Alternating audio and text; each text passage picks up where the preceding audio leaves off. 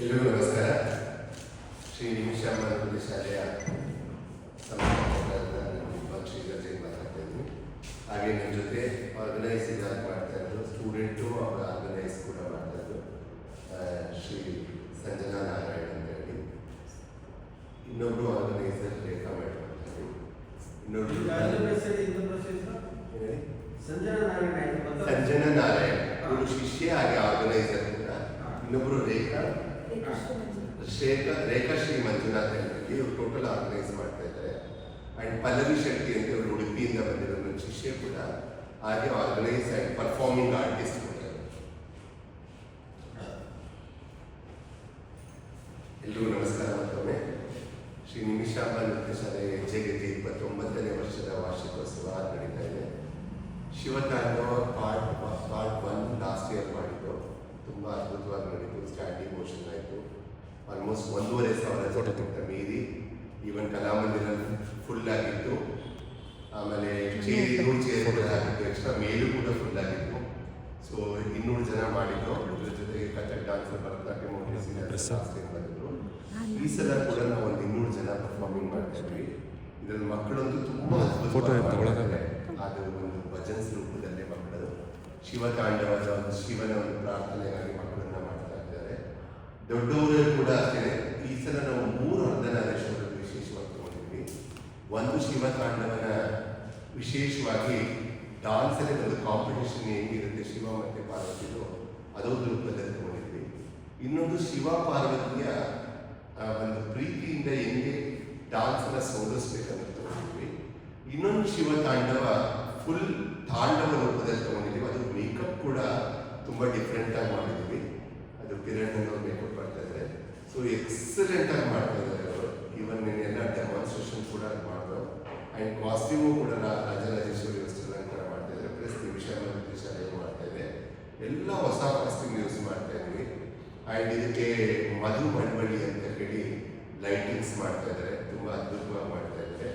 And ಇದಕ್ಕೆ video photo ಬೆಂಗಳೂರಿಂದನೇ ಮಾಡ್ತಾ ಇದ್ವಿ. ಯಾಕೆಂದರೆ ಅವರು ಒಂದು 20 ವರ್ಷದಿಂದ ಡಾನ್ಸ್ಗೆ ಅಂತಲೇ ಅವರು ಒಂದು ಮಾಡ್ತಾ ಇದ್ದಾರೆ. ಅವರು ಯೂನಿವರ್ಸಲ್ ರಸಿಕಾ ಅಂತ ಮಧು ಬೆಂಗಳೂರಿಗೆ ಮಾಡ್ತಾ ಇದ್ದಾರೆ.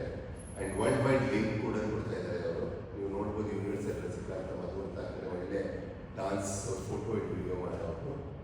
ಸೊ ಮಕ್ಕಳನ್ನ ಎಂಕರೇಜ್ ಮಾಡಿ ಮಕ್ಕಳನ್ನ ಪ್ರಮೋಟ್ ಮಾಡೋದಕ್ಕೆ ಪ್ರತಿ ವರ್ಷ ನಾವು ಮಕ್ಕಳನ್ನು ತಗೋತೀವಿ. ಯೂಶಲಿ ಏನಾಗುತ್ತೆ ಎಲ್ಲರೂ ದೊಡ್ಡವರೇ ಮಾಡೋದು, ವಿದ್ವತ್ ಲೆವೆಲ್ ಬಂದ್ಬಿಟ್ಟು ಮಾಡೋದು ಅಂತ.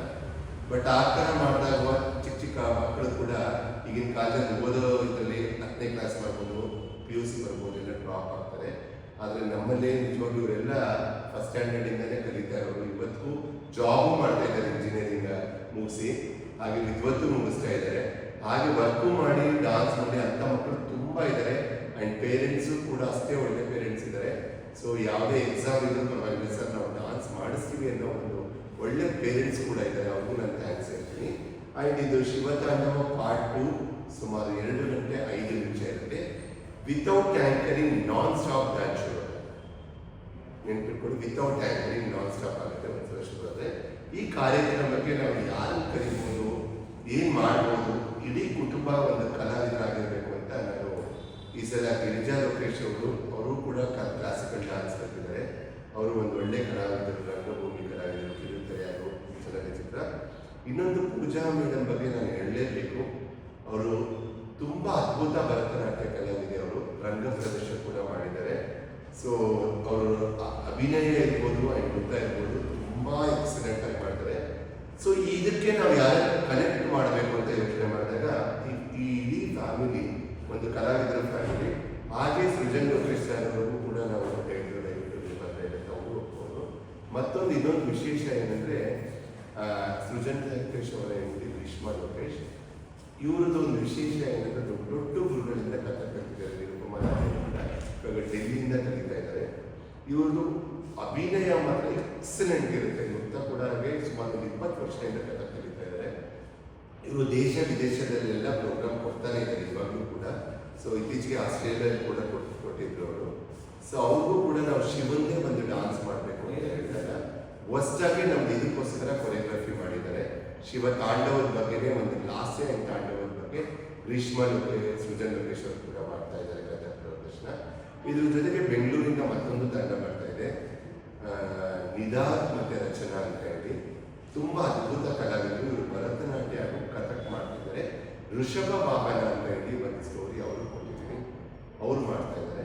ಸೊ ಇನ್ನೊಂದು ವಿಶೇಷವಾಗಿ ಏನಂದ್ರೆ ಒಡಿಸಿ ಟೀಮ್ ಮಾಡ್ತಾ ಇದ್ದಾರೆ. ಮಧುಲಿತ ಮಹಾಪಾತ್ರ ಅಂತ ಹೇಳಿ ತುಂಬ ದೊಡ್ಡ ಗುರುಗಳು ಅವರು, ಒಡಿಸಿಯಲ್ಲಿ ಬೆಂಗಳೂರಿಂದ ಬರ್ತಾ ಇದ್ದಾರೆ ಅವರು. ಇವ್ರದ್ದು ವಿಶೇಷ ಏನಂದ್ರೆ ಕಾಳಿ ಮತ್ತೆ ಶಿವ, ಪಾರ್ವತಿ ಕಾಳಿ ರೂಪ ಆದಾಗ ಎಷ್ಟು ರೌದ್ರವನ್ನು ತೋರಿಸ್ತಾರೆ ಅದನ್ನು ಮಾಡ್ತಾ ಇದ್ದಾರೆ. ಇನ್ನೊಂದು ಶಿವ ತಾಂಡವದಲ್ಲಿ ಹೆಂಗೆ ಮಾಡ್ಬೋದು ಅನ್ನೋದು ಅದು ಒಂದು ವಿಶೇಷವಾಗಿ ಒಡಿಸಿ ತೋರಿಸ್ತಾ ಇದ್ದಾರೆ. ಸೊ ಇದ್ರ ಜೊತೆಗೆ ಏನಾಗ್ತಿದೆ, ನನ್ನ ಕೊಲೀಗ್ ಕೂಡ ನಾವೆಲ್ಲ ಒಟ್ಟಿಗೆ ಕಲಿತಿರೋದು ಶೀಲಾ ಶ್ರೀಧರ್ ಮೇಡಮ್ ಸ್ಟೂಡೆಂಟ್ ಆಗಿ. ಸೊ ವಿದ್ಯಾ ವೆಂಕಟರಾಮ್ ಅಂತ ಬೆಂಗಳೂರಿಂದ ಬರ್ತಾ ಇದ್ದಾರೆ. ಅವರು ಕೂಡ ಒಂದು ಶಿವನ ಒಂದು ಸ್ಟೋರಿ ಭಾಗ ಮಾಡ್ತಾ ಇದ್ದಾರೆ, ಸ್ಟೂಡೆಂಟ್ನ ತಂಡ ಕರ್ಕೊಂಡ್ಬಂದು. ಸೊ ನಾವು ಯಾವಾಗಲೂ ಏನು ಮಾಡ್ತೀವಿ ಅಂದರೆ ಎಲ್ಲರಿಗೂ ಪ್ರಮೋಟ್ ಮಾಡಬೇಕು, ನಾವು ಕೂಡ ಮಾಡಬೇಕು, ನಮ್ಮ ಜೊತೆ ಅವರು ಕೂಡ ಪ್ರಮೋಟ್ ಮಾಡಬೇಕು ಅಂತ ಒಂದು ವಿಶೇಷವಾಗಿ ಮಾಡ್ತಾ ಇದ್ವಿ. ಪ್ರತಿ ವರ್ಷ ಎಲ್ಲ ಸ್ಟೂಡೆಂಟ್ಸ್ಗೂ ನಮ್ಮ ಜೊತೆಗೆ ಎಲ್ಲ ದೊಡ್ಡ ದೊಡ್ಡ ಕಲಾವಿದರು ಎಲ್ಲರೂ ಆಲ್ಮೋಸ್ಟ್ ಇಂಟರ್ನ್ಯಾಷನಲ್ ಕಲಾವಿದರು. ಸೊ ಅಷ್ಟು ಹೆಸರು ಮಾಡಿರೋರು ಆ್ಯಂಡ್ ಅದ್ಭುತ ಕಲಾವಿದರು ಎಲ್ಲರೂ. ಸೊ ತುಂಬ ಚೆನ್ನಾಗಿ ಮಾಡ್ತಾರೆ, ಅದ್ರ ಬಗ್ಗೆ ಡೌಟೇ ಇಲ್ಲ. ಸೊ ಅವ್ರದ್ದೆಲ್ಲ ನಾನು ಗ್ರೂಪಲ್ಲಿ ಒಬ್ಬರು ಸರ್ನ ಕಳಿಸಿದ್ದೀನಿ, ವಿಡಿಯೋ ಗ್ರೂಪಲ್ಲಿ ಹಾಕಿದ್ದೀನಿ, ಅವ್ರದ್ದು ಡೀಟೇಲ್ಸ್ ಕೂಡ ಕಳಿಸಿದ್ದೀನಿ ಆ್ಯಂಡ್ ಸಾಫ್ಟ್ ಕಾಪಿ ಕೂಡ ಕಳಿಸಿದ್ದೀನಿ ಜೊತೆ. ಸೊ ಈ ಇಷ್ಟು ಕಾರ್ಯಕ್ರಮಗಳು ಕಲಾಮಂದಿರದಲ್ಲಿ ಭಾನುವಾರ ಸಂಜೆ 5 ಗಂಟೆಗೆ ನಡೀತದೆ. ಎಕ್ಸಾಕ್ಟ್ 5 ಗಂಟೆಗೆ ನಾವು ಶುರು ಮಾಡ್ತೀವಿ. ಮತ್ತು ತುಂಬ ಅವಾರ್ಡ್ಸ್ಗಳಾಗಲಿ ತುಂಬ ಡ್ರ್ಯಾಗ್ ಪ್ರೋಗ್ರಾಮ್ ಮಾಡೋದ್ರಿಂದ ಇನಾಗ್ರೇಷನ್ ಮಾತಾಡ್ತಾ ಇದ್ವಿ. ಅವ್ರು 2 ನಿಮಿಷ ಮಾತಾಡ್ತಾರೆ. ಅವ್ರ ಫ್ಯಾಮಿಲಿಯವರೇ ಇಷ್ಟ ಗೆಸ್ಟು, ಇನ್ಯಾರು ಎಕ್ಸ್ಟ್ರಾ ಗೆಸ್ಟ್ ಮಾಡಿದ್ದಾರೆ. ಯಾಕಂದರೆ ಪ್ರೋಗ್ರಾಮ್ಗೋಸ್ಕರ ತುಂಬ ಜನ ಕಾಯ್ತಾರೆ. ಸೊ ಅದನ್ನು ಲೇಟ್ ಮಾಡಬಾರ್ದು ಅಂದ್ಬಿಟ್ಟು ಒಂದೇ ಕುಟುಂಬದವರಿಗೆ ಕಲಾವಿದರು ಕುಟುಂಬನ ಕರೆದು ಸನ್ಮಾನ ಅಪ್ ಟು 5 ಇಯರ್ಸಿಂದ 59 ಇಯರ್ಸ್ವರೆಗೂ ಮಾಡ್ತಾ ಇದ್ದಾರೆ. ಇದೊಂದು ವಿಶೇಷ ಏನಂದರೆ ಅದರಲ್ಲೂ ಒಂದು ಜಾನಪದ ಒಂದು ಪಟದ ಕುಣಿತ ಮಾಡ್ತಾ ಇದ್ದೀವಿ. ಇದರಲ್ಲಿ ಲೇಡೀಸ್ಗಳು, ನನ್ನ ಸ್ಟೂಡೆಂಟ್ ಪೇರೆಂಟ್ಸ್ ಹಾಗೂ ಲೇಡೀಸ್ಗಳು ಕಲಿತಾ ಇದ್ದಾರೆ ನನ್ನ ಹತ್ರ. ಅಪ್ ಟು 59 ಇಯರ್ಸ್ವರೆಗೂ ಈ ಕಾರ್ಯಕ್ರಮದಲ್ಲಿ ಭಾಗವಹಿಸ್ತಾ ಇದ್ದಾರೆ. ಈವನ್ ಜಾನಪದ ಒರಿಜಿನಲ್ ತಂಡನೇ ಹೇಗೆ ಮಾಡ್ತೀವಿ ಅದೇ ಥರ ಮಾಡ್ತಾ ಇದ್ದೀವಿ. ಯಾವುದು ಕಾಸ್ಟ್ಯೂಮಿಂದ ಇರ್ಬೋದು ಎಲ್ಲ ಡಿಸೈನ್ ನಾನು ಮಾಡಿದ್ದೀನಿ. ಅದರಲ್ಲೂ ವಿಶೇಷವಾಗಿ ಏನು ಮಾಡ್ತಾ ಇದ್ದೀವಿ, ನಮ್ಗೆ ಇದರಲ್ಲೇ ಯಾವುದೇ ಭೇದ ಭಾವ ಇಲ್ಲ. ಕೂಲಿ ಮಕ್ಕಳಿಗೂ ಬರ್ತಾರೆ ನಮ್ಮ ಹತ್ರ, ಮಿಡಲ್ ಕ್ಲಾಸ್ ಮಕ್ಕಳೂ ಬರ್ತಾರೆ ಆ್ಯಂಡ್ ಶ್ರೀಮಂತರು ಬರ್ತಾರೆ. ಎಲ್ಲರಿಗೂ ಒಂದೇ ರೈಟ್ಸ್, ಯಾವುದೇ ಪಾಲಿಟಿಕ್ಸ್ ಇಲ್ಲ. ಎಲ್ಲ ಮಕ್ಕಳನ್ನು ಸ್ಟೇಜಿಗೆ ತರಬೇಕು ಅಂತ ಮಾಡ್ತಾ ಇದ್ದೀವಿ. ಇದ್ರ ಜೊತೆಗೆ ನಾವು ಕೂಲಿ ಮಕ್ಕಳು ಯಾರು ಮಾಡ್ತಾ ಇದ್ದಾರೆ ಅವ್ರಿಗೆ ಫ್ರೀ ಕ್ಲಾಸ್ ಮಾಡ್ತಾ ಇದ್ವಿ. ಆ್ಯಂಡ್ ನಮ್ಮ ಇನ್ಸ್ಟಿಟ್ಯೂಟಿಂದ ಯಾವುದೇ ಅಡ್ಮಿಷನ್ ಫೀಸ್ ತಗೊಳ್ತಾ ಇಲ್ಲ, ಯಾವುದೇ ಗುರುದಕ್ಷಿಣೆಯನ್ನು ತಗೊಳ್ತಾ ಇಲ್ಲ. ಯಾರು ಬೇಕಾದ್ರೂ ಸೇರ್ಬೋದು, ಬರೀಬೋದು. ಮಿನಿಮಮ್ ಫೀಸ್ ಅಂತ ಮಾಡಿದ್ದೀವಿ, ಆ ಫೀಸ್ ಒಂದೇ ತಗೊಳ್ತಾ ಇರೋದು. ಯಾವುದೇ ಅಡ್ಮಿಷನ್ ಫೀಸ್ ಆಗಿ ಗುರುದಕ್ಷಿಣೆ ತಗೊಳ್ದೆ ಬರೀ ಫೀಸ್ ಅಂತ ಕ್ಲಾಸ್ ಮಾಡ್ತಾ ಇದ್ವಿ. ಇವರೆಲ್ಲ ಇಲ್ಲೇ ಕೂತಿದ್ದಾರೆ ಆ್ಯಂಡ್ 22 ವರ್ಷದಿಂದ ಸರ್ವಿಸ್ ಮಾಡ್ತಾ ಇದ್ವಿ. ಯಾವುದೇ ಪ್ರೋಗ್ರಾಮ್ ಆದರೂ free costume, free jewellery, free makeup, free transport. ಯಾಕೆ ಮಾಡ್ತಾ ಇದ್ದೀವಿ ಅಂದರೆ ಎಲ್ಲ ಬಡವರು ಕಲಿಬೇಕು. ಅವ್ರಿಗೆ ನಾವೆಲ್ಲ ಕಲಿಬೇಕಾದ್ರೆ ಕಾಸ್ಟ್ಯೂಮ್ ಎಷ್ಟು ಅದ್ರ ಬಗ್ಗೆ ಖರ್ಚಾಗ್ತಾ ಇತ್ತು ಆ್ಯಂಡ್ ಮ್ಯೂಸಿಷಿಯನ್ಸ್ಗೆ ಖರ್ಚಾಗ್ತಾ ಇತ್ತು. ಇವಾಗ ಏನು ಮಾಡಿದ್ದೀವಿ ಅಂದರೆ ರೆಕಾರ್ಡಿಂಗೇ ಮಾಡ್ತಾ ಇದ್ದೀವಿ ನಾವು ಎಂಟೈರ್ ಪ್ರೋಗ್ರಾಮ್ಸ್ ಅವ್ರಿಗೆ ಇರಬೇಕು ಅಂತ.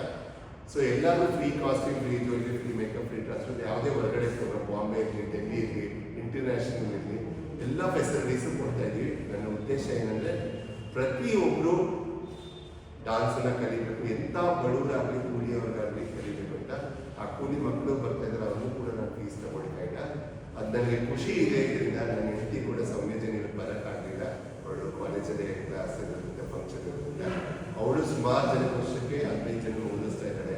ಅಲೆಮಾರಿ ಮೀನ್ಸ್ ಆಗ್ತಾ ಇದ್ದಾಳೆ. ಸೈಕ್ಯಾಟ್ರಿಕ್ ಪೇಷಂಟ್ಗೆ ಕೂಡ ಟ್ರೀಟ್ಮೆಂಟ್ ಕೊಡಿಸ್ತಾ ಇದ್ದಾರೆ. ನಮ್ಮ ಇಬ್ಬರು ಉದ್ದೇಶವಾಗಿ ನನ್ನ ಮಗಳು ಕೂಡ ಲಾಸ್ಟ್ ಇಯರ್ ಇವತ್ತು ಅವಳು ನೇಪಾಲ್ ಹೋಗಿದ್ದಾಳೆ, ಅವಳು ಬರ್ತಾ ಇದ್ದಾಳೆ. ಸೊ ನಾವೆಲ್ಲರೂ ಹೇಗೆ ಅಂದರೆ ಒಂದು ಸಮಾಜಕ್ಕೆ ಒಂದು ಒಳ್ಳೆ ಕೆಲಸ ಮಾಡಬೇಕು, ಒಳ್ಳೆ ಉದ್ದೇಶ ಕೊಡಬೇಕು ಅಷ್ಟೇ. ಸೊ ಇದನ್ನು ನಾವು ಮಾಡ್ತಾ ಇದ್ದೀವಿ. ಸ್ಟೂಡೆಂಟ್ಸ್ಗಳು ಅಷ್ಟೇ ಹಗಲು ರಾತ್ರಿ ನಮ್ಮ ಜೊತೆ ಇದ್ದು, ನಮ್ಮ ಜೊತೆ ಸ್ಟೂಡೆಂಟು ಅಷ್ಟು ಒಳ್ಳೆ ಸ್ಟೂಡೆಂಟ್ಸ್ ಇದ್ದಾರೆ. ಇದರಲ್ಲಿ ಗಂಡು ಮಕ್ಕಳು ಕೂಡ ನಿಜವಾಗ್ಲೂ ತುಂಬ ಒಳ್ಳೆ ಸ್ಟೂಡೆಂಟ್ಸ್ ಇದ್ದಾರೆ. ನನಗೆ Viraj and Ankush and Shreyas ಅಂತ ಪರ್ಫಾರ್ಮಿಂಗ್ ಮಾಡ್ತಾರೆ, ಸಾರಂಗ್ ಜೈನ್ ಅಂತ ಒಳ್ಳೆ ಅದ್ಭುತವಾಗಿ ಡಾನ್ಸ್ ಪ್ರೆಸೆಂಟೇಷನ್ ಕೊಡ್ತಾ ಇದ್ದಾರೆ. ಸೊ ಎಲ್ಲರೂ ಸೇರಿಕೊಂಡು ಒಂದು ಒಳ್ಳೆ ಉದ್ದೇಶ ಆ್ಯಂಡ್ ಒಳ್ಳೆ ತಲುಪಬೇಕು ಆ್ಯಂಡ್ ಶಿವತ್ ಆ್ಯಂಡ್ ನಾವು ಪಾರ್ಟ್ 2 ಸಕ್ಸಸ್ಫುಲ್ ಆಗಬೇಕು ಅಂತ ನಾವು ಕಷ್ಟಪಟ್ಟು 4.5 ತಿಂಗಳಿಂದ ಇದು ಪ್ರಾಕ್ಟೀಸ್ ಮಾಡ್ತೀವಿ. 4.5 months ಪ್ರೋಗ್ರಾಮ್ ಇದು ನಡೀತಾ ಇರೋದು. ಸೊ ತಾವೆಲ್ಲರೂ ದಯವಿಟ್ಟು ಬಂದು ನಮಗೆ ಎಂಕರೇಜ್ ಮಾಡಲೇಬೇಕಂತ ರಿಕ್ವೆಸ್ಟ್ ಮಾಡ್ತೀವಿ. ಹೇಳಿ, ಫ್ರೀ ಎಂಟ್ರಿ ಇದೆ, ಯಾವುದೇ ಕಾರಣಕ್ಕೂ. ಯಾಕಂದರೆ ಪಾಸ್ ಟಿಕೆಟ್ಸ್ ಅಂತ ಮಾಡಿದ್ರೆ ಅದಾಗೋದಿಲ್ಲ, ನಮಗೆ ರಶ್ ಇರೋದ್ರಿಂದ ಎಲ್ಲರಿಗೂ ಉಚಿತ ಇದೆ. ಸೊ 4 ಗಂಟೆಗೆ ಎಲ್ಲರೂ ಬರೋಕ್ಕೆ ಸ್ಟಾರ್ಟ್ ಮಾಡ್ತಾರೆ. ಯಾರ್ಯಾರು ಬರ್ಬೋದು ಆದಷ್ಟು ಬೇಗ 4:15 4:30 ಬರೋಕ್ಕೆ ಪ್ರೊವೈಡ್ ಮಾಡ್ತೀವಿ. ಸೊ ಎಲ್ಲರಿಗೂ ಉಚಿತನೇ ಮಾಡ್ತೀವಿ. ಮುಂಚೆ ನಾವು ಕಾಂಪಿಟೇಷನ್ ಅಂತ ಮಾಡ್ತಾ ಇದ್ದೆವು, ವೆಸ್ಟರ್ನ್ ಅವ್ರಿಗೆ ಒಂದು ಚಾನ್ಸ್ ಕೊಡಬೇಕು ಅಂತ ನಾವು ಮಾಡ್ತಾ ಇದ್ದೆವು. ಆದರೆ ಈ ಸಿಲ್ವರ್ ಜೂಬ್ಲಿಯಲ್ಲಿ ಏನು ಮಾಡಿದ್ವಿ ನಾವು, 25ನೇ ವರ್ಷ ಒಂದು ಹೊಸ ನಮಗೆ ಪ್ರಪಂಚದ ಸೃಷ್ಟಿ ಮಾಡಬೇಕು ಅಂದ್ಬಿಟ್ಟು 30 ಸ್ಟೇಟ್ದು 500 ಜನ ನಾವು ಒಪಿನಿಯನ್ ಲೀಡರ್ ಮಾಡಿದ್ದು. ತುಂಬ ಸಕ್ಸಸ್ಫುಲ್ ಆಯಿತು, 10,000 ಜನ ಇದ್ರು. ಅದು ರಾಘವೇಂದ್ರ ಉಳಿಸಲು ಪ್ರಿಯಾಂಕಾ ಉಪೇಂದ್ರ ಅವರು. ಅವಾಗ ನಾವು ಥಾಟ್ ಯೋಚನೆ ಮಾಡಿದ್ವಿ. ಅವಾಗ ಕ್ಲಾಸಿಕಲ್ ಡ್ಯಾನ್ಸಿಂದ ಏನು ಮಾಡಿದ್ರು, ಕೂಚಿಪುಡಿ ಹೊರಗಡೆ ಕಳಿಸ್ತು, ಒಡಿಸಿ ಕಳಿಸ್ತು, ಆ್ಯಂಡ್ ಒಡಿಸ್ಸಾ ಡ್ಯಾನ್ಸ್ ಎಲ್ಲ ಥರ ಮಾಡಿದ್ರು, ಮಣಿಪುರಿ, ರಾಜಸ್ಥಾನಿ, ಯಕ್ಷಗಾನ. ಅವಾಗ ನಮ್ಗೆ ಅನ್ನಿಸ್ತು, ಯಾಕೆ ನಾವು ಕ್ಲಾಸಿಕಲ್ನೇ ಪ್ರಮೋಟ್ ಮಾಡಬಾರ್ದು. ಇವಾಗ ವೆಸ್ಟರ್ನ್ ಡ್ಯಾನ್ಸಲ್ಲಿ ಏನಾಗ್ತಾ ಇದೆ, ಫೋಕ್ ಡ್ಯಾನ್ಸ್, ವೆಸ್ಟರ್ನ್ ಡ್ಯಾನ್ಸ್ ಅಂದರೆ ಯಾರು ಗುರುಗಳು ಬಂದು ಡ್ಯಾನ್ಸ್ ಮಾಡ್ತಾ ಇಲ್ಲ. 16 ವರ್ಷ ಹುಡುಗರು ಗುರುಗಳಾಗ್ತಿದ್ದಾರೆ, ಅವರೆಲ್ಲ ಸ್ಟಿಕ್ಕವ್ರನ್ನ ಕರ್ಕೊಂಡ್ಬರೋದು, ಸ್ಟೇಜಿಗೆ ಬಿಡೋದು. ಆ ಒಂದು ಕ್ವಾಲಿಟಿನೂ ಇರೋದಿಲ್ಲ. ಆ ಕ್ವಾಂಟಿಟಿ ತುಂಬ ಜನ ನಾನು ಇವತ್ತಿಗೂ ಕಾಂಟ್ಯಾಕ್ಟ್ ಇದ್ದಾರೆ, ಅವರೆಲ್ಲ ನೆನೆಸ್ಕೊತಾರೆ, ಹೆಜ್ಜೆ ತುಂಬ ನಮಗೊಂದು ಒಳ್ಳೆ ಪ್ಲಾಟ್ಫಾರ್ಮ್, ನೆಕ್ಸ್ಟ್ ಏನು ಚಾನ್ಸ್ ಕೊಡ್ತಾ ಇದ್ದಾರೆ ಅಂತ. ಬಟ್ ಏನಾಗಿದೆ, ಎಲ್ಲರೂ 15 ವರ್ಷ 16 ವರ್ಷದವ್ರು ಗುರುಗಳಾಗ್ಬಿಟ್ಟು ಅವರೇ ಚಿಕ್ಕ ಮಕ್ಕಳು ಯಾರು ಗುರುಗಳೇ ಡ್ಯಾನ್ಸ್ ಮಾಡ್ತಾ ಇಲ್ಲ. ನಾನು ಎಲ್ಲರೂ ಅದೇ ಹೇಳ್ತೀನಿ, ನಾನು ಒಬ್ಬ ಗುರು, ಇವತ್ತಿಗೂ ನಾನು ಪರ್ಫಾರ್ಮಿಂಗ್ ಮಾಡ್ತಾ ಇದ್ದೀನಿ, ನೀವೆಲ್ಲರೂ ಮಾಡಿ ಅಂತಲೂ ಹೇಳ್ತೀನಿ. ಸಮ್ ಪೀಪಲ್ ನಾವು ಯಾವಾಗಲಾದ್ರೂ ಚಾನ್ಸಸ್ ಇದ್ದಾಗ ಕರ್ಕೊಳ್ತೀವಿ, ಅವ್ರನ್ನೇನು ಬಿಟ್ಟಿಲ್ಲ. ಆದರೆ ನಾವು ಇವಾಗ ಡಿಸೈಡ್ ಮಾಡಿದ್ದೀವಿ, ಕ್ಲಾಸಿಕಲ್ ವೇಯಿಂದಲೇ ತಗೊಂಡೋಗ್ಬೇಕು ಇದು. ಸೊ ಎಲ್ಲ ಕ್ಲಾಸಿಕಲ್ಗೂ ಚಾನ್ಸ್ ಕೊಡಬೇಕು. ಆ ಕಾಂಪಿಟೇಷನ್ಗೆ ಏನು ಚಾನ್ಸ್ ಕೊಡ್ತಾ ಇದ್ದೋ ಅದನ್ನೇ ನಾವು ಬೇರೆ ಊರವರಿಗೆ ಕರ್ಕೊಂಡು ಬಂದು ಒಂದು ಒಳ್ಳೆ ಸ್ಟೇಜ್ ಕೊಟ್ಟು ಸನ್ಮಾನ ಮಾಡಿ, ಕ್ಲಾಸಿಕಲ್, ಒಡಿಸಿ ಆ್ಯಂಡ್ ಭರತನಾಟ್ಯಮು ಆ್ಯಂಡ್ ಯಾವ್ದಾವ್ದು ಈ ಥರ ಕ್ಲಾಸಿಕಲ್ ಫಾರ್ಮ್ಸ್ ಇದೆ. ಸೊ ಇದನ್ನು ತಗೊಳ್ತಾ ಇದ್ದೀವಿ. ಪ್ಲಾನಿಂಗ್ ನೆಕ್ಸ್ಟ್ ಇಯರ್ 30ನೇ ವರ್ಷ ಹೋಗ್ತಾ ಇದೆ. 25ನೇ ವರ್ಷಕ್ಕೆ 500 ಜನ ಮಾಡೋದು, 30ನೇ ವರ್ಷಕ್ಕೆ planning 750 or 1000 people not audience performing ಮಾಡಿಸ್ಬೇಕು ಅಂತ ನಾವು ನೆಕ್ಸ್ಟ್ ಇಯರ್ಗೆ ಪ್ಲಾನ್ ಮಾಡ್ತಾ ಇದ್ದೀವಿ. ಅದು ಮಾಡಬೇಕು ಅಂತ ನಾವು ಡಿಸೈಡ್ ಮಾಡಿದ್ವಿ. ನಾವು ಕ್ಲಾಸಿಕಲ್ಗೆ ತುಂಬ ಫೋಕಸ್ ಮಾಡೋಣ ಅಂತ, ಒಬ್ಬ ಕ್ಲಾಸಿಕಲ್ ಡ್ಯಾನ್ಸರ್ ಆಗಿ ಕ್ಲಾಸಿಕಲ್ ಅವ್ರಿಗೆ ಚಾನ್ಸ್ ಕೊಟ್ಟು ಸೊ ಮುಂದೆ ತರಬೇಕು ಅಂತ ಈ ಒಂದು ಉದ್ದೇಶ ಇದೆ.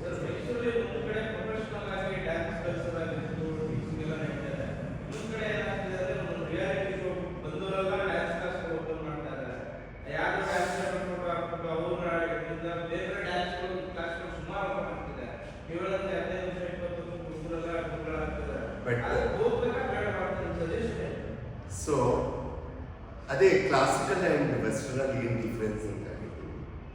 ಕ್ಲಾಸಿಕಲ್ಲೇ ನಮ್ಮಲ್ಲಿ ಏನಾಗುತ್ತೆ, ಒಂದು 15ರಿಂದ 18 ವರ್ಷ ಕಲಿತಾರೆ. ವಿದ್ವತ್ ಅಂತ ಒಂದು ಎಕ್ಸಾಮ್ ಇರುತ್ತೆ, ಜೂನಿಯರ್ ಸೀನಿಯರ್ ವಿದ್ವತ್ ಯೂನಿವರ್ಸಿಟಿಯಲ್ಲಿ ಮಾಡ್ತಾ ಇದ್ದಾರೆ.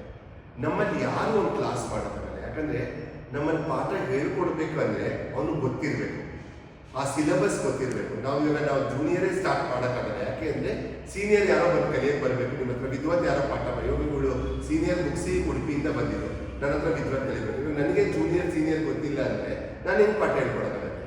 ಸೊ ಕ್ಲಾಸಿಕಲಲ್ಲಿ ಇದು ಯಾವತ್ತೂ ಆಗೋದಿಲ್ಲ, ಯಾವತ್ತೂ ಅದು ಮೋಸನೂ ಹೋಗೋಕ್ಕಾಗಲ್ಲ, ಯಾವತ್ತೂ ಆಗಲ್ಲ. ಕ್ಲಾಸಿಕಲ್ ಯಾರು ಜೂನಿಯರ್ ಅಂತ ಮಾಡೋಕ್ಕಲ್ಲ. ಬಟ್ ವೆಸ್ಟರ್ನಲ್ಲಿ ಇದಿದೆ ಹೆಂಗೆ ಅಂದರೆ, ನಾನು ನೋಡಿದ್ದೀನಿ ಕ್ಲಾಸಿಕಲ್, ಫೋಕ್, ವೆಸ್ಟರ್ನ್ ಅಂತ ಎಲ್ಲರೂ ಹಾಕ್ಕೊಳ್ತಾರೆ. ನನಗದೇ ಆಶ್ಚರ್ಯ ಆಗುತ್ತೆ. ಭರತನಾಟ್ಯಂ ಟೀಚರ್ ನಾವು ಕ್ಲಾಸಿಕಲ್ ಅಂದರೆ ಫಿಲ್ಮ್ ಏನು ಕ್ಲಾಸಿಕಲ್ ಇದೆ ಅವ್ರಿಗೆ ಏನು ಗೊತ್ತಿದೆ ಅದನ್ನು ಹೇಳ್ಕೊಡ್ತಾರೆ ಹೊರತು ಅದನ್ನು ನಾವು ತಪ್ಪು ಅಂತ ಹೇಳೋಕ್ಕಲ್ಲ. ಅದು ಆಪೋಸಿಟ್ಟು ನಾನು ಯಾವತ್ತೂ ಯಾರಿಗೂ ಮಾಡಿಲ್ಲ. ನನಗೇನಂದರೆ ನನ್ನ ಕಲೆ, ನಾನು ಹೆಂಗೆ ಅಂದರೆ ಇವತ್ತವರೆಗೂ ವಾಟ್ಸಪ್ಪಲ್ಲಿಲ್ಲ, ಇನ್ಸ್ಟಾಗ್ರಾಮಲ್ಲಿಲ್ಲ, ಇವರೆಲ್ಲ ಅದನ್ನು ಫಾಲೋ ಮಾಡ್ತಾರೆ. ನನಗೆ ಕಲೆನೇ ದೇವರು. ನಾನು ಎಷ್ಟು ಟೈಮ್ ಸಿಗುತ್ತೆ ಅದಕ್ಕೆಲ್ಲ ಅಷ್ಟು ಟೈಮ್ ಅದಕ್ಕೆ ಹಾಕಬೇಕು ಅಂತ ನಾನು ಡಿಸೈಡ್ ಮಾಡಿದ್ದೀನಿ ಲೈಫಲ್ಲೇ. ಇದನ್ನೆಲ್ಲ ದೂರ ಇರಬೇಕು, ಯಾಕಂದರೆ 3000 ಜನ ಕಾಂಟ್ಯಾಕ್ಟ್ ಇರುತ್ತೆ. ನಾನು ವಾಟ್ಸಪ್ಪಲ್ಲಿ ಗುಡ್ ಮಾರ್ನಿಂಗ್ ಅಂತ ಹಾಕಬೇಕು, ಯಾರೋ ಫೋಟೋ ಹಾಕಿದ್ರೆ ಥ್ಯಾಂಕ್ಸ್ ಅಂತ ಹಾಕಬೇಕು, ಅದೆಲ್ಲನೂ ನಾನು ದೂರ ಇದ್ದೀನಿ. ನನಗೆ ಯಾವುದೇ ಆದಂಥ ಪಬ್ಲಿಸಿಟಿ ಅನ್ನೋದಕ್ಕಿಂತ ನಾನು ಮಾಡೋ ಕೆಲಸನೇ ನನಗೆ ಪಬ್ಲಿಸಿಟಿ. ನಾನು ಮಾಡೋ ಕೆಲಸನೇ ಆನೆಸ್ಟ್ ಅಂತ ಬದುಕ್ತಾ ಇದ್ದೀನಿ, ದೇವ್ರ ನಂಬಿ ಕೆಲಸ ಮಾಡ್ತಾ ಇದ್ದೀನಿ. ಬಟ್ ನಮ್ಮ ಕ್ಲಾಸಿಕಲ್ಲಲ್ಲಿ ಇದಾಗಲ್ಲ. ಬಟ್ ಅದ್ರಲ್ಲಿ ನಿಜವಾಗ್ಲೂ ಹೇಳ್ತೀನಿ, ವೆಸ್ಟರ್ನಲ್ಲೂ ತುಂಬ ದೊಡ್ಡ ದೊಡ್ಡ ಗುರುಗಳಿದ್ದಾರೆ. ಇವನ್ ಆದರ್ಶ್ ಇದ್ದಾರೆ, ಸಂತೋಷ್ ಇದ್ದಾರೆ, ಅವ್ರು ತುಂಬ ಕಷ್ಟಪಟ್ಟಿದ್ದಾರೆ ಪಾಪ.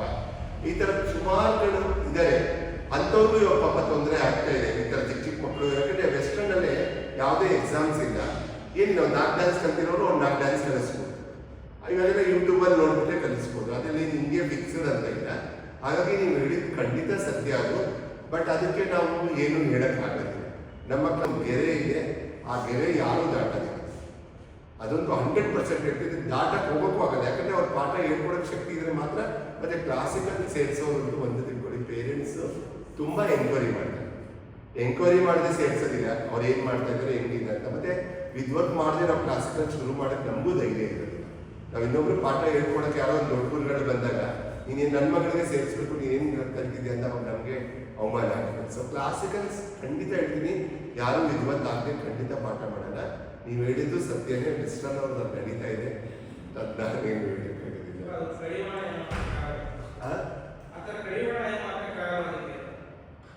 ಅದಕ್ಕೆ ಕಡಿವಾಣ ಅಂತ ಹೆಂಗೆ ಹಾಕೋಕ್ಕಾಗತ್ತೆ ಹೇಳಿ? ಯಾಕಂದ್ರೆ ವೆಸ್ಟರ್ನ್ ಅಲ್ಲಿ ಯಾವುದೇ ಆದಂಥ ರೂಲ್ಸ್ ಇಲ್ಲ. ನಮ್ಗಾದ್ರೆ ಎಕ್ಸಾಮ್ಸ್ ಅಂತ ಇದೆ, ಯೂನಿವರ್ಸಿಟಿ ಬೋರ್ಡ್ ಅಂತ ಇದೆ, ಅದನ್ನ ಇಷ್ಟು ಕಲಿಬೇಕು ಅಂತ ಇದ್ದೇ ಇದೆ ರೂಲ್ಸ್. ಅಷ್ಟು ಥಿಯರಿ ಓದಬೇಕು, ಅಷ್ಟು ವಿನಿಯೋಗಗಳು ಓದಬೇಕು, ಅಷ್ಟಗಳು ಓದಬೇಕು, ಜೊತೆಗೆ ಸಾಂಸ್ಕೃತಿಕ ಶ್ಲೋಕಗಳು, ಇದೆಲ್ಲ ತುಂಬಾ ಕಷ್ಟ ಇದೆ ನಮಗೆ ಮಾಡೋದು, ಎಕ್ಸಾಮ್ ತಗೊಳ್ಳೋದಿಲ್ಲ.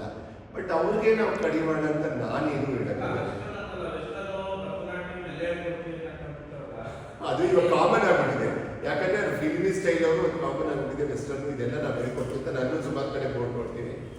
ಬಟ್ ಅದಕ್ಕೆ ನಾವೇನು ಹೇಳೋಕ್ಕಾಗಲ್ಲ. ಅದು ಅವ್ರಿಗೆ ಅದಿರಬೇಕು. ನಾವೇನು ಹೇಳ್ಕೊಂಡು ನಾವು ವೆಸ್ಟರ್ನ್ ಅಂದರೆ ವೆಸ್ಟರ್ನ್ ಬೋರ್ಡ್ ಹಾಕ್ಬೇಕಂತ ಇರಬೇಕು. ಕ್ಲಾಸಿಕಲ್ ಅನ್ನೋದು ಒಂದು ವ್ಯಾಲ್ಯೂಬಲ್.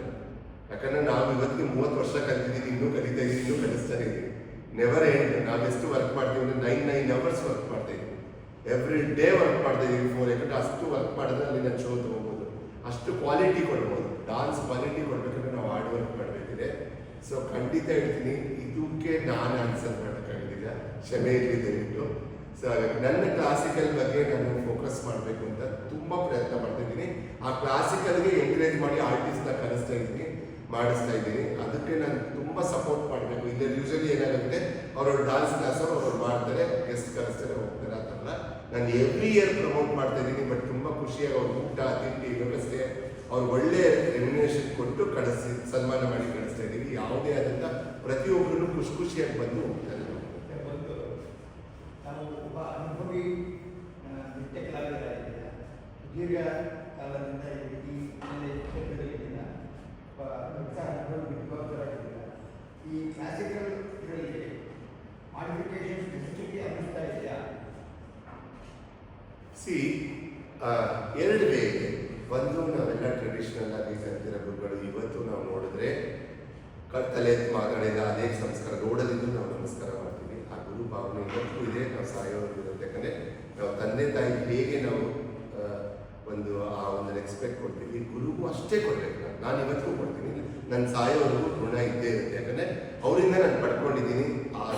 ಆ ಊಟ ಮಾಡುವಾಗಲೂ ನಾನು ನೆನೆಸ್ಕೊಳ್ತೀನಿ ಬಂದು. ಎರಡನೇದು ಏನಾಗುತ್ತೆ ಅಂದರೆ, ಮಾಡಿಫಿಕೇಶನ್ ಅಂದರೆ ಯಾವ ಥರ ಮಾಡಬೇಕಂದ್ರೆ ಕೊರಿಯೋಗ್ರಫಿ ಮಾಡಬೇಕು ನಾವು. ಯಾಕಂದರೆ ಇವಾಗ ಒಂದು ಐಟಮ್ ಬರೀ ಅಭಿನಯನೇ ಮಾಡ್ತಾ ಇದ್ರೆ ಯಾರಿಗೂ ಅರ್ಥ ಆಗಲ್ಲ. ಅದರಲ್ಲೂ ತಮಿಳು ತೆಲುಗು ಅಂತಂದ್ರೆ ಹೋದರೆ ಅರ್ಥ ಆಗಲ್ಲ. ನಾವು ಆದಷ್ಟು ಕನ್ನಡನೇ ತಗೊಳ್ತಾ ಇದ್ದೀವಿ. ಯಾಕಂದರೆ ನಾವು ಕರ್ನಾಟಕದಲ್ಲಿ ಇರೋದ್ರಿಂದ, ಕನ್ನಡಿಗರ ಮುಂದೆ ಇರೋದ್ರಿಂದ ಕನ್ನಡದಲ್ಲೇ ತಗೊಂಡು ಆ ಮ್ಯೂಸಿಕಲ್ಲಿ ಆದಷ್ಟು ಎಕ್ಸ್ಪ್ಲೈನ್ ಮಾಡ್ತೀವಿ. ನಾವು ಫಸ್ಟ್ ಏನು ಎಕ್ಸ್ಪ್ಲೈನ್ ಮಾಡಿಫಿಕೇಶನ್ ಇಷ್ಟು ಮಾಡ್ಬೋದು. ಸೊ ನಾವು ಕೊರಿಯೋಗ್ರಫಿಯಲ್ಲಿ ಏನೇನು ಟ್ಯಾಲೆಂಟ್ ಇದೆ ಅದನ್ನು ಉಪಯೋಗಿಸ್ಬೋದು. ಮಕ್ಕಳಿಗೆ ಯಾವ ರೀತಿ ಬೆಳೆಸಬೇಕು ಸಿಸ್ಟಮ್, ಇವ್ರಿಗೆಲ್ಲ ಕೇಳಿ. ನಮ್ಮ ಇನ್ಸ್ಟಿಟ್ಯೂಟಲ್ಲಿ ಒಂದು ರೂಲ್ಸ್ ಇದೆ, ಸರ್ ಕೇಳಿದ್ದು ಒಳ್ಳೆಯದೇ ಆಯಿತು. ಯಾರು ಮಾತಾಡಲ್ಲ. ಕ್ಲಾಸ್ ಒಳಗೆ ಬರ್ತಾ ನಮಸ್ತೆ ಗುರುಜಿ ಅಂತಾನೆ ಹೇಳ್ಬಿಟ್ಟು ಬರಬೇಕು. ಸ್ಟಿಕ್ಕರ್ ಅನ್ಕೊಂಡು ಹಾಕಿ ಇರಬೇಕು, ಜಡೆ ಹಾಕೊಂಡು ಒಳಗೆ ಬರಬೇಕು, ಯೂನಿಫಾರ್ಮ್ ಮಸ್ಟ್ ಆ್ಯಂಡ್ ಶೂಟ್ ಅಂತ. ಆ್ಯಂಡ್ ಅಲ್ಲಿ ಕೂತಾದಾಗ ಡಾನ್ಸ್ ಕ್ಲಾಸ್ ಹಾಕ್ತೀನಿ, ಯಾರು ಮಾತಾಡಲ್ಲ. ಅವ್ರು ಓನ್ಲಿ ಫೋಕಸ್ ಡಾನ್ಸ್. ಅವ್ರ ಅಪ್ಪ ಅಮ್ಮ ಕಷ್ಟಪಟ್ಟು ಕಲಿಸ್ತಾರೆ ಡಾನ್ಸ್. ನಾನು ಮಾತಾಡೋದಿಲ್ಲ, ಇನ್ಕ್ಲೂಡಿಂಗ್ ಇರೋಕ್ಕೂ ಅಷ್ಟೇ. ಕ್ಲಾಸ್ ಆಯಿತು, ಪ್ರಾಕ್ಟೀಸ್ ಆದರೆ ಇವರು ಮನೆಗೆ ಹೋಗ್ತಾರೆ. 20 ವರ್ಷದಿಂದ ಕಲಿತಾ ಇದ್ದಾರೆ ಇವರೆಲ್ಲ. ಆದರೆ ನಾನು ಎಕ್ಸ್ಟ್ರಾ ನನಗೆ ಡಾನ್ಸ್ ಏನು ಬೇಕು ಅಷ್ಟೇ, ಯಾವುದೇ ಆದಂಥ ಬೇರೆ ರೀತಿ ಮಾತಾಡಬಾರ್ದು. ನಾವು ಅಷ್ಟೇ, ನಮ್ಗೆ ಅವಶ್ಯಕತೆ ಇದೆ ಎಷ್ಟು ಕ್ಲಾಸು ಅಷ್ಟೇ ಮಾತಾಡಬೇಕು. ಇಂಥದ್ದೆಲ್ಲ ಮಾಡಿಫಿಕೇಶನ್ ಮಾಡ್ಬೋದು. ಯಾಕಂದರೆ ಯಾರೋ ಸುಮ್ಮನೆ ಯಾವುದೋ ವಿಷಯ ಮಾತಾಡಿದ್ರೆ ಅದ್ರ ಅವಶ್ಯಕತೆ ಇಲ್ಲ. ಮತ್ತು ನಾವು ಒಳ್ಳೆಯವ್ರಿಗೆ ಇನ್ನೊಬ್ರಿಗೆ ಒಳ್ಳೇದನ್ನು ಬಯಸಬೇಕು. ನಾವು ಕೆಟ್ಟವ್ರು ಹೇಳೋದಂದ್ರೆ ನಮಗೆ ರೈಟ್ಸ್ ಇಲ್ಲ. ಖಂಡಿತ ಹೇಳ್ತೀನಿ, ದೇವರು ನಮ್ಗೆ ಏನು ಕೊಟ್ಟಿದ್ದಾರೆ ಅಂದರೆ ನಾವು ಇನ್ನೊಬ್ರಿಗೆ ಒಳ್ಳೇದು ಹೇಳ್ಬೇಕಂತ. ಕೆಟ್ಟವ್ರು ಹೇಳೋದು ಅವ್ರಿಗೂ ನಾವಿದ್ ಸರಿ ಮಾಡೋಕ್ಕಾಗಲ್ಲ. ಆದರೆ ನಾವು ಕೆಟ್ಟವರು ಅವ್ರಿಗೆ ಅಂತ, ಅವ್ರು ಕೆಟ್ಟವರು ಅಂತ ಅಂದರೆ ನಾವು ಕೆಟ್ಟವರು ಅಂತ ನನ್ನ ಲೆಕ್ಕದಲ್ಲಿ ನಾವೇನು ಒಳ್ಳೆಯವರಾಗಬೇಕಾಗುತ್ತೆ. ನಮ್ಮ ಸಂಪ್ರದಾಯ ಏನಂದರೆ ಮಾಡಿಫಿಕೇಶನ್ ಇಸ್ಗೆ ಕೊರಿಯೋಗ್ರಫಿ ಮಾಡಬೇಕು. ಸಂಪ್ರದಾಯ ಬಿಡಲೇಬಾರ್ದು ಯಾವುದೇ ಕಾರಣಕ್ಕೂ. ಆ ಟ್ರೆಡಿಷನಲ್ ಇಟ್ಕೊಂಡಿರಬೇಕು. ನಾವು ಪ್ರತಿಯೊಂದು ಕಾಸ್ಟ್ಯೂಮ್ಸು ಇವಾಗ 200 ಜನ ಮಾಡ್ತಾಯಿದ್ರು. ದಯವಿಟ್ಟು ಸಂಪ್ರದಾಯ ಬಿಟ್ಟು ನಾವು ಹೋಗ್ತಾ ಇಲ್ಲ. ಸಂಪ್ರದಾಯ ಏನೇ ಇದೆ, ಆದರೆ ಮಾಡಿಫಿಕೇಶನ್ ಏನು ಮಾಡಿದ್ದೀವಿ ಅಂದರೆ LED ನಾವು ಅದಕ್ಕೆ ತಕ್ಕಂತೆ ವರ್ಕ್ ಮಾಡಿದ್ದೀವಿ. ಆ ಥರ ಮಾಡಿಫಿಕೇಶನ್. ಯಾಕಂದರೆ ಆ ಸೀನ್ ಜನಕ್ಕೆ ಅರ್ಥ ಆಗಬೇಕು. ಅದು ಬೇಕೇ ಬೇಕು. ಎಲ್ ಇ ಡಿಗೆ ನಾವು 1%